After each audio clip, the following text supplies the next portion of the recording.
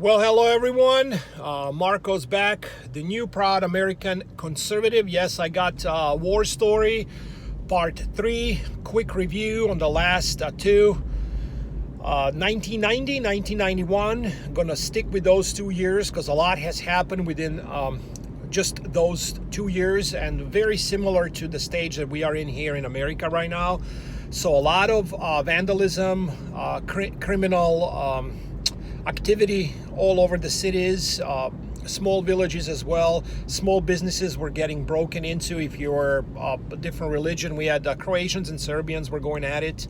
Both Christians, by the way, Orthodox and Catholic, which is again pretty crazy how people can be so brainwashed by the mainstream media. I hate on each other just based on whatever religion you are or the color of your skin.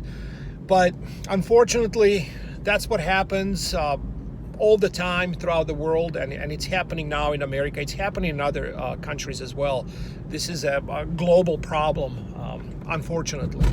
So after all that, graffitis, like I said, we had that glass night, it's called, where a lot of people got together and smashed all these businesses from people that were not supposed to live there, even though they were born there, but their last name comes from a different part of the country, which certain people did not like. So, you know what? I'm just going to smash your business, burn it, put all these nasty graffitis all over, etc.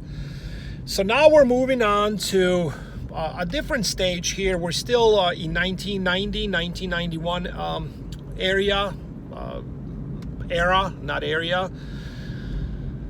This house was right in front of our building where we lived, right? It was a 2-story home.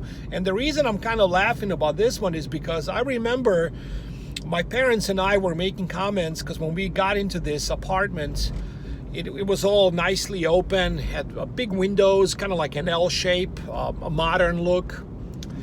And this house was built, I believe, a year after we moved in, and we lost a lot of view because of it. So Dad was always making comments, man, I can't believe this. He was dropping a lot of F-bombs and all that.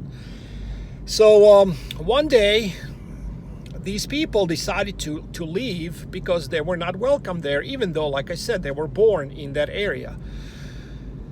And someone decided to come in and blow the house up. This happened while we were in the apartment. Now, just to tell you, if you spit, even if you're not a good spitter, if you spit from one of our windows, it would hit the house. That's how close it was. So the sound that happened, the sound that carried from this, it started out kind of like a rumble, like earthquake, kind of very similar to an earthquake if you ever lived in one. You started to shake, but slowly, and then it kind of went a little bit more, and then you hear a loud noise, but it was just long. I believe it was like 10 seconds, but it seemed like 10 hours because you had no idea what was going on. Is it your building that's coming down because of a plane went in it or bomb hit it? You just don't know, right? So really, really scary. And then followed by a really loud noise. All of our windows, not all, but most, they just exploded. There was glass everywhere. I remember I had it in my hair. And then all of a sudden, very thick smoke that you can't breathe. So we had to leave right away. And again, have no idea what happened. Your ears are buzzing, kind of like the pinched, loud noise that you cannot stand. And this was going on now for 5-10 minutes in a row, right? So all of that was going on. But again, let me repeat, we have no idea what happened. So we went outside in the front. A lot of people, of course, came out. And as the dust settled, literally, we came around and we saw this big house. And in Europe, they make a lot of, especially where I was at, a lot of homes are made out of cement, like blocks. And it was just down like a house of cards. Must have been like a 3,000 square foot home. So not huge, but definitely not small, right? So these people knew what they were doing. I heard stories that they would just close all the windows down, all the doors, open up gas tanks, let the candles on, let the pressure build up, and then boom.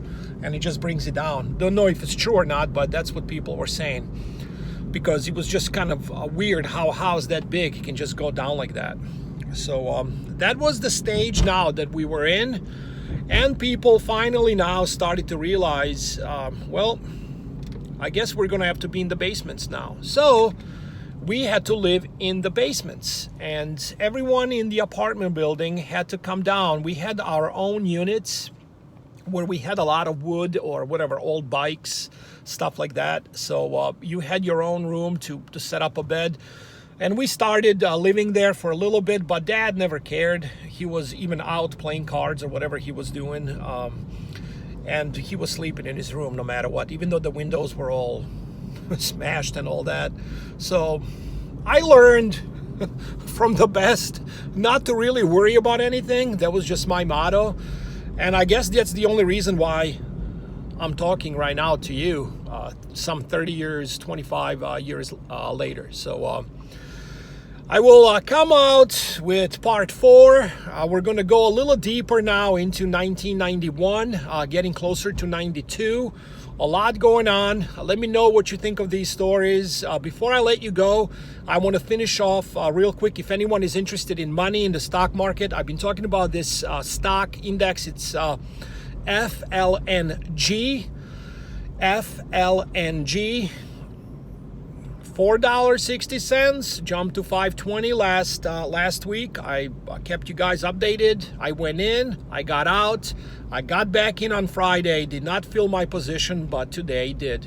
So I sold at $5.10. I got back in at $4.70. I buy a lot of shares, so these are very juicy profits when you see 40 cents, 50 cents profits like this. So I don't care if it goes higher. No, I'm not going to cry about it that I could have made several hundred dollars. I'm just going to take my profits, and if it dips again, I will go back in. So if you watch a few of my videos from last week, you would see exactly what I was talking about. Next one I'm looking at is platinum groups. Okay, I will write down the index down below so you guys can see it.